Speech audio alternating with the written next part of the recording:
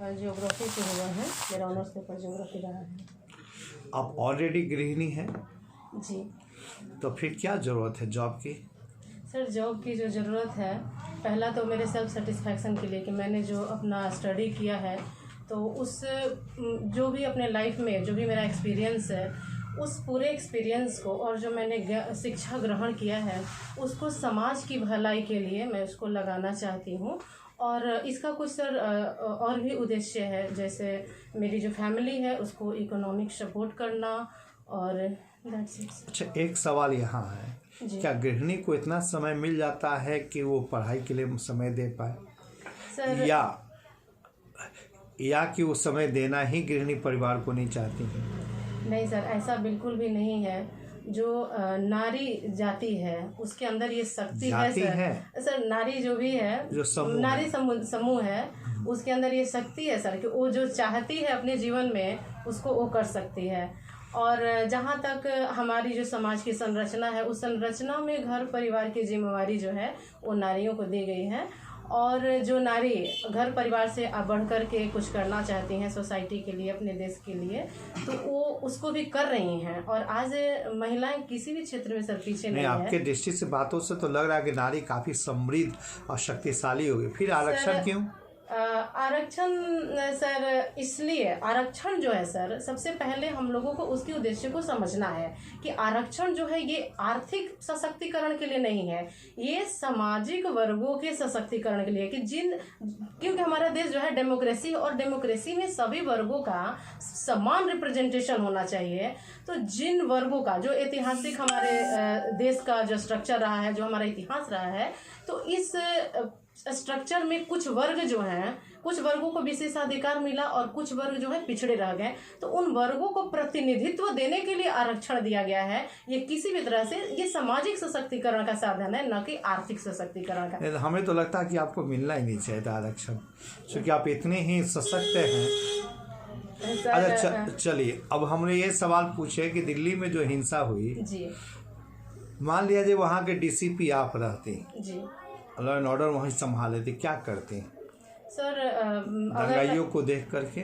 Sir, दंगाइयों को देख करके एट ए टाइम सबसे पहले तो मैं उनको कंट्रोल करने की कोशिश करती। सबसे पहले सर मैं जो हमारे नीचे के जो सबऑर्डिनेट्स हैं, क्योंकि बिना समन्वय के कोई काम नहीं हो सकता, बिना टीम के कोई काम नहीं हो सकता है। मैं अकेले तो बहुत कुछ नहीं कर सकती हूँ। तो सबसे पहले जो हमारी टीम है, चूँकि वो पहले से ही मुस्तैद थी, उस दिन रिपब्लिक डे भी था, तो सबके सहयोग से सर दंगाइयों को कंट्रोल करके और जो भी उत्पात मचा रहे हैं, क्योंकि ये एक पूरे वर्ल्ड में, चूँकि रिपब्लिक डे था भारत का और पूरे वर्ल्ड इस चीज़ को देख रहा था, तो कहीं ना कहीं ये हमारे सम्मान की बात थी। और सर राष्ट्र के सम्मान के लिए जो भी इसमें बाधककारी तत्व हैं उनको सर निश्चित रूप से गिरफ्तार करना, और जो भी उसके लिए आगे का जो प्रोसीजर है सर मैं उसको एक तो आप लोग गलती की, दंगाइयों को रूट दे रहा था, दंगाई जब रूट बदल रहे थे तो उस समय तो आपको रोकनी चाहिए थी सर।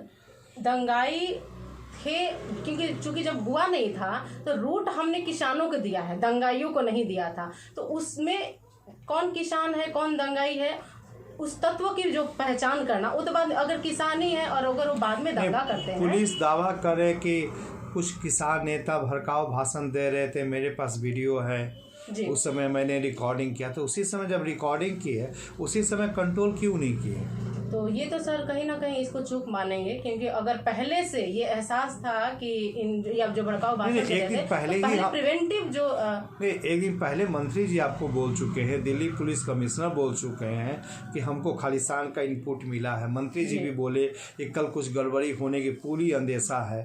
तो सब कुछ होते हुए फिर ऐसे चूक क्यों कर ली? क्यों नहीं इस प्रमुख नेताओं को अपने संरक्षण में लेके चली सरकार, ये पुलिस संरक्षण में ले लेती?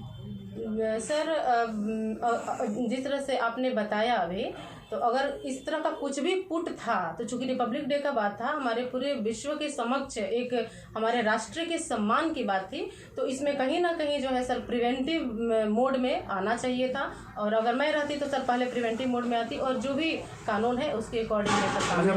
पुलिस प्रिवेंटिव मोड में थी तो 390 पुलिसकर्मी कैसे गए?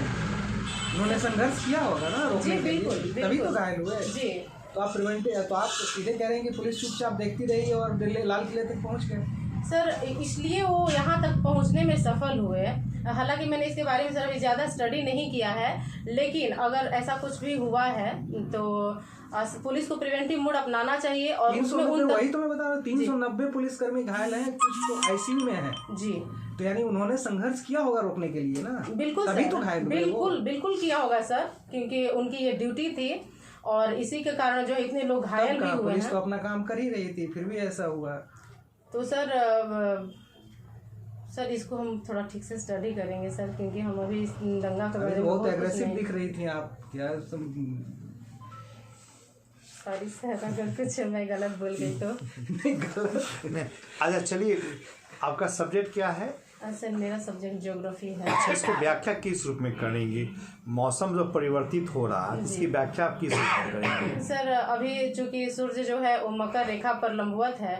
मकर रेखा पर है, कंफर्म है? नहीं सर, मकर रेखा से वो मूव कर गया है 14 तारीख के बाद से। 14 तारीख के बाद से 14 जो मकर संक्रांति है सर, उस समय से माना जाता है कि सूर्य। आप भूगोल के विद्यार्थी हैं या शास्त्र धर्मों का विद्यार्थी हैं? सर भूगोल के विद्यार्थी। भूगोल कब बोला, कब तक लास्ट था मकर रेखा पर? सर मकर रेखा पर 21 दिसंबर को 22 दिसंबर की 22 दिसंबर और 21 दिसंबर सर, इसमें एक कंफ्यूजन 22 है दिसंबर जी।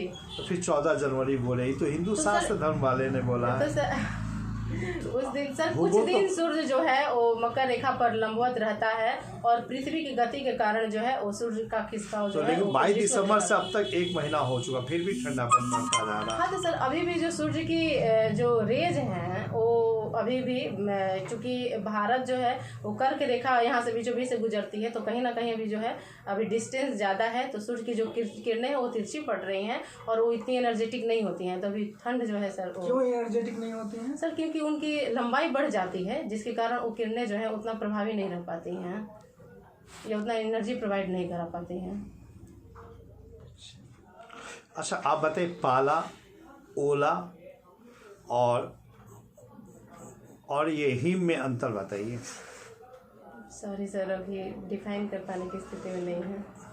अच्छा, चक्रवात से क्या समझते हैं? सर साइक्लोन जो होता है वो सर्कुलर मूवमेंट ऑफ विंड होता है और ये अलग अलग क्षेत्रों में अलग अलग तरह से इसका फॉर्मेशन होता है। जैसे कि ट्रॉपिकल जोन में इसका जो फॉर्मेशन होता है वो समुद्र के ऊपर एक विशेष तापमान रहने पर ही हो पाता है, और अगर हम टेम्परेट जोन की बात करें तो वहाँ पर इसका जो फॉर्मेशन होता है ये दो अलग अलग नेचर की हवाओं के मिलने के कारण जो है फ्रंट बनता है और उस फ्रंट के कारण फिर हवाओं की गति सर्कुलर होती है। आर्थिक समीक्षा पढ़ी है? No sir.